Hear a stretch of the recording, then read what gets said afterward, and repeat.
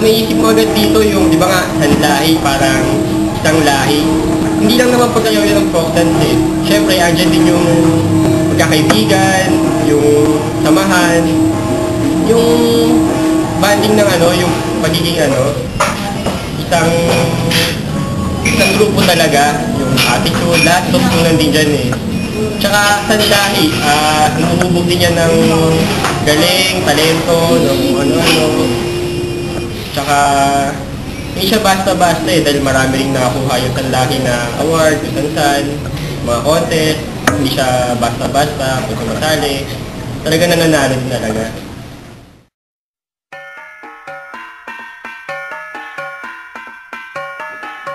Magmula sa indak ng mga paa, kumpas ng mga kamay, at sa saliw ng mga tunog na sariling atin, ang mga kasuotang ito ay nagbigay buhay upang ipahatid at ibahagi sa bawat isa ang tunay na kinapapalooban ng sayaw.